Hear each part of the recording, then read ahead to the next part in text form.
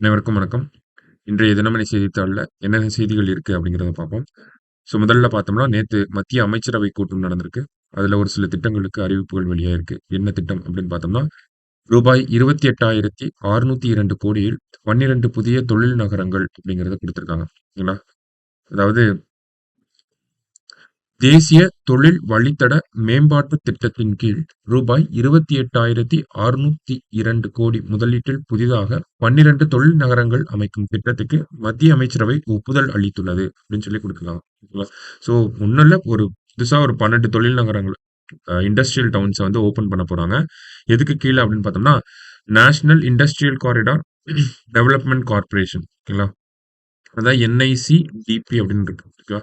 National industrial corridor development corporation அப்படின்னு சொல்றோம். சரிங்களா?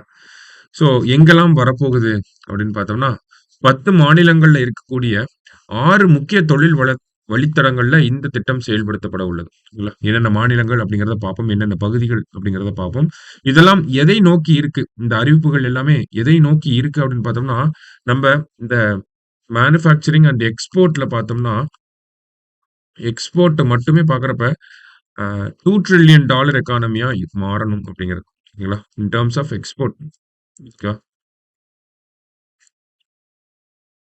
அதாவது 2 ட்ரில்லியன் டாலர்ஸ் கிட்ட ஒர்த் இருக்கணும் நம்மளோட எக்ஸ்போர்ட்ஸ் அப்படிங்கிறது பை 2030.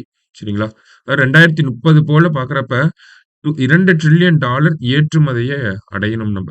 அதை நோக்கி தான் இது எல்லாமே இருக்கு அப்படிங்கிறத சொல்லியிருக்காங்க மத்திய அமைச்சரவையில. To reach 2 trillion in exports by 2030. சரிங்களா? ஸோ அந்த வகையில ஒரு 12 புதிய தொழில் நகரங்கள் அப்படிங்கிறது வரப்போகுது. ஸோ இதை பொறுத்த வரைக்கும் பார்த்தோம்னா, என்ஐசி குடுத்திருக்காங்கல்ல. NICDP அப்படின்னு சொல்லி.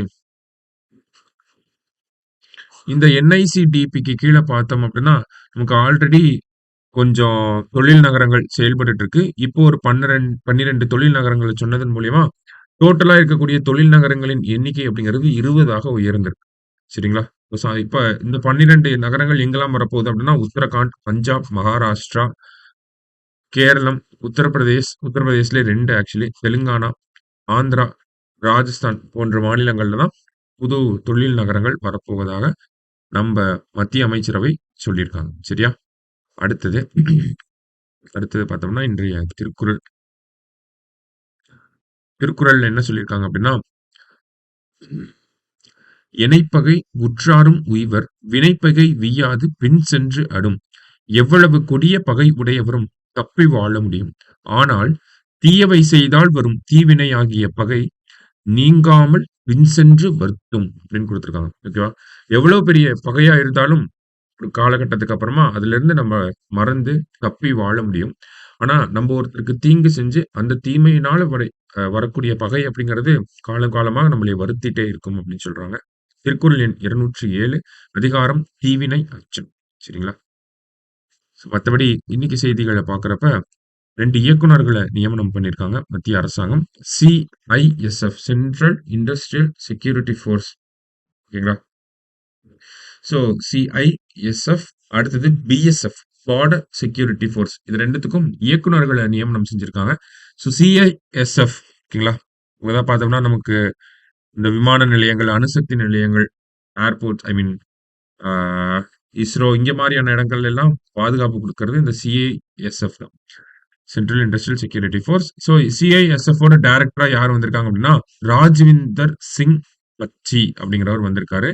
எல்லை பாதுகாப்பு படையுடைய இயக்குனராக யார் வந்திருக்காங்க அப்படின்னு பார்த்தோம்னா, தல்ஜித் சிங் சௌத்ரி அப்படிங்கிறவரு வந்திருக்காரு. ஸோ அந்த பெயர்கள மட்டும் நோட் பண்ணி வச்சுக்கிட்டா போதும். சரிங்களா?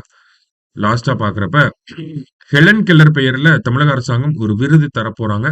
என்ன விருது அப்படின்னு பார்த்தோம்னா, பார்வை மற்றும் செவித்திறன் மாற்றுத்திறனாளி மாணவர்களுக்கு கல்வி அளிக்கும் சிறந்த ஆசிரியர்களுக்கு உலக மாற்றுத்திறனாளிகள் தினத்தன்று வழங்கப்படும் விருது ஹெலன் கெல்லர் பெயரில் அளிக்கப்படும் அப்படின்னு சொல்லியிருக்காங்க. ஓகேங்களா? அதாவது பார்வை மற்றும் செவித்திறன் ஹெலன் கெல்லர் பார்த்தோம்னா அவங்களுக்கு வந்து பார்வை திறன் இருக்காது. செவித்திறன் அப்படிங்கிறதும் இருக்காது. ஸோ அந்த மாதிரியான மாற்றுத்திறனாளி மாணவர்களுக்கு கல்வி வழங்கக்கூடிய சிறந்த ஆசிரியர்கள் இருப்பாங்க இல்லையா? அவங்களுக்கு ஹெலன் கெல்லர் விருது அப்படிங்கிறது வழங்க போறாங்க. அது எப்ப குடுப்பாங்க அப்படின்னா, டிசம்பர் 3 உலக மாற்றுத்திறனாளிகள் தினத்தன்று இந்த ஹெலன் கெல்லர் விருது அப்படிங்கிறது வழங்கப்படும் அப்படிங்கிறத தமிழக அரசாங்கம் சொல்லியிருக்காங்க. சிறந்த ஆசிரியர் பிரிவில் 2 விருதுகளும், சிறந்த ஆரம்ப நிலை பயிற்சி மைய ஆசிரியர் பிரிவில் 1 விருதும் என 3 விருதுகள் ஹெலன் கெல்லர் பெயரில் வழங்கப்படும் அப்படின்றத மாற்றுத்திறனாளிகள் நலத்துறை வந்து சொல்லியிருக்காங்க. ஓகேவா? சோ இது ஒரு செய்தியா நம்ம பார்க்கலாம். ஓகேவா? சோ இன்னைக்கு கொஞ்சம் எல்லாமே இம்பார்ட்டன்ட் செய்தி தான். பார்த்த 3 செய்திகளுமே நோட் பண்ணி வச்சுக்கோங்க. நாளைக்கு நியூஸ் பேப்பர் ரீடிங்ல மீட் பண்ணலாம். Thank you.